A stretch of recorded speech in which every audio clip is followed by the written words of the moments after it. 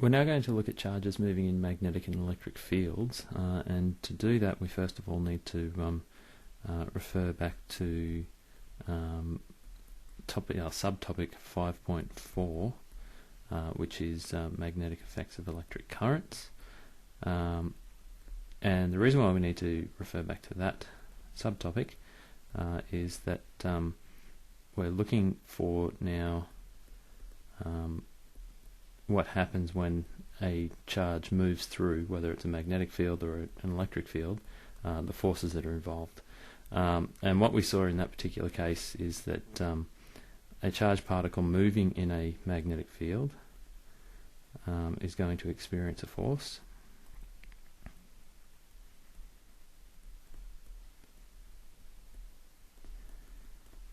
I'm not going to go through this in a lot of detail, so if you want to make sense of this in more detail, do go back to look at subtopic 5.4. The main thing that I just want to link to here is that the force is perpendicular to both the direction of the velocity and to the direction of the field.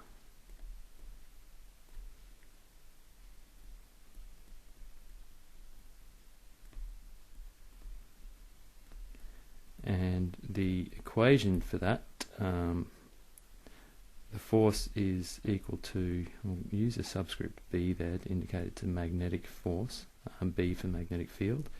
That force is equal to B, which is the magnetic field strength, multiplied by the charge that's moving, multiplied by the velocity with which it's moving.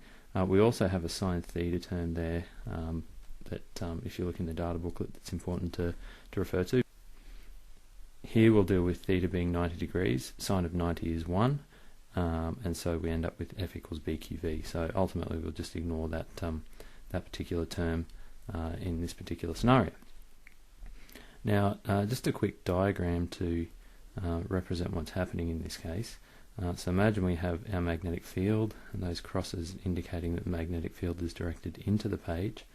We have a charge here, Q, that's in that moving with that velocity to the right. So when it enters that field, it will then start to follow a path that ends up being circular. And the reason for that is that the force that it experiences will always be perpendicular to its velocity, and that's the definition of the force that causes circular motion. So that force causes the charge to move in a circular path.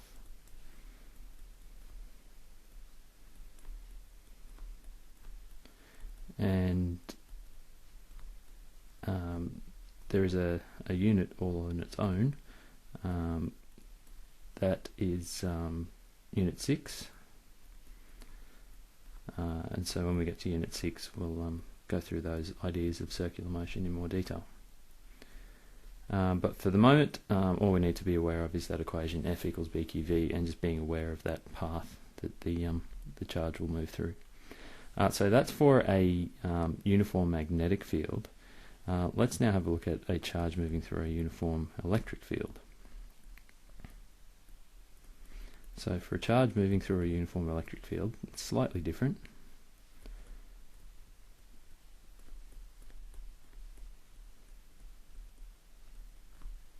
And the reason why it's different is the direction of the force will always be in the same orientation.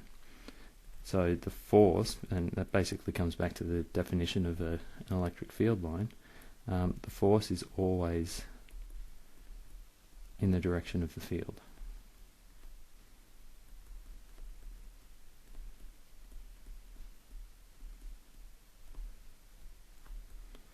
And the equation there again, we've seen this a few times now, or slightly different versions of it. In this case we're going to write it as F is equal to QE, and I'll put a subscript E there to indicate it's an electric field. sorry, I forgot to mention up here, these crosses represent the magnetic field strength. So if we're looking at that sort of scenario, we might have something like two parallel charge plates that look something like this. In this case, we'll have positive charges at the top and negative charges at the bottom, which means the electric field is going to be directed down, and those field lines will be evenly spaced because it's a uniform field. And we'd have our charge over here, Q, again moving with a velocity v, but in this case the direction or the path that it would travel is going to be a parabola, because at every point through that path the force is always down. So the big difference here, the force is always in the same direction when it's moving, when the charge is moving through an electric field, but it changes direction when it moves through a magnetic field. So in this case, the charge is going to follow a parabolic path.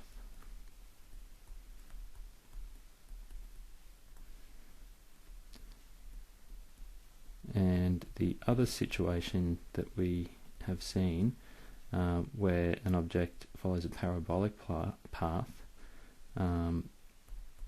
is projectile motion.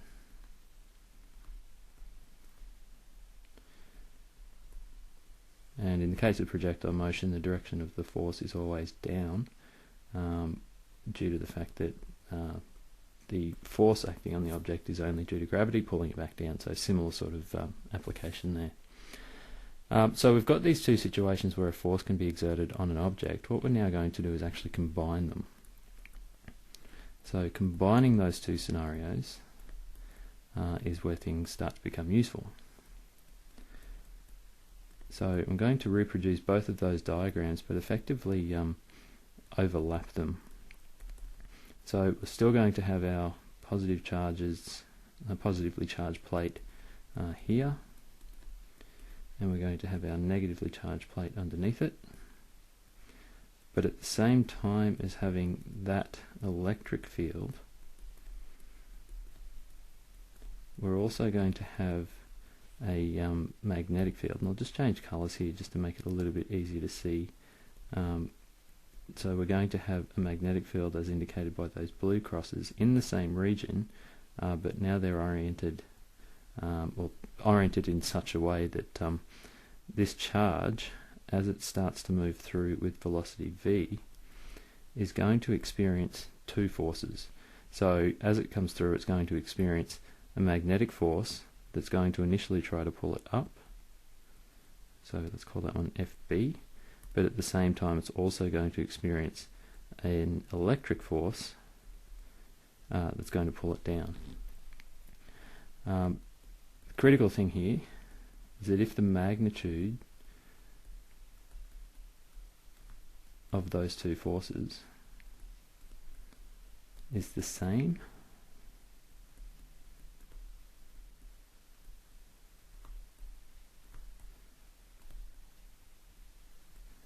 then what we're going to see, the charge will continue to move at its velocity and won't change direction.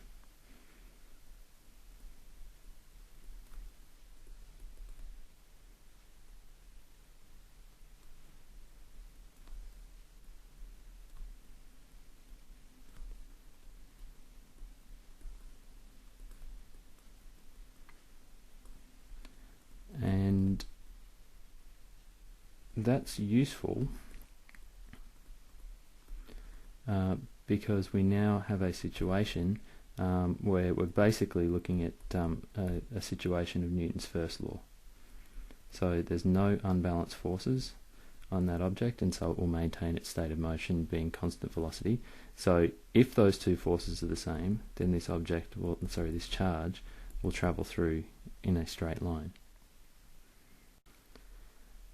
And because we've got two equations that describe the forces that are involved, we can do something with those. So if we look at the magnetic force, here though we're only interested in the magnitude of it. We know that the directions are opposite. We're just going to look at the magnitude of the forces involved, and that's going to be equal to the magnitude of the force due to the electric field. So those two forces, the sizes are going to be the same. So it means that we can ignore the vector quantities and just look at the scalar quantities. So we're going to have here that that's equal to BQV, and over here it's going to be equal to QE. Hopefully you can see there that we've got Q on both sides, so we can cancel that. We end up with BV is equal to E, and we can simplify that even further and write that V is equal to E over B. So that's the electric field strength divided by the magnetic field strength. So in this particular scenario, for the ratio of E over B, so if we know what the electric field strength and the magnetic field strength are, then we know that only one velocity, and that velocity is given by that ratio, that one velocity is going to allow the charge to move through undeflected.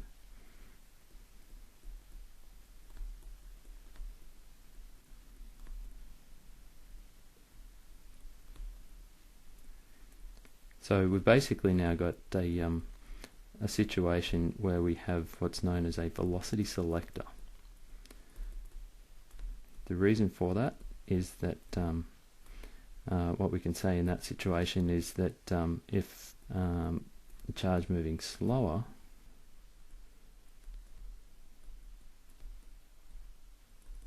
it would mean that the force due to the electric field is going to be greater.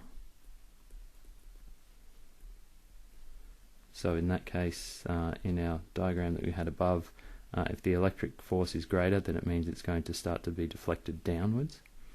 So I'll just make that note. And likewise, if the charge moves faster, then that selected velocity, then the magnetic force, Fb, will be greater, and as a result, again in this particular scenario, the charge will be deflected up. So only those charges that have the velocity that corresponds to the ratio of the electric field strength to the magnetic field strength will be able to travel straight through undeflected.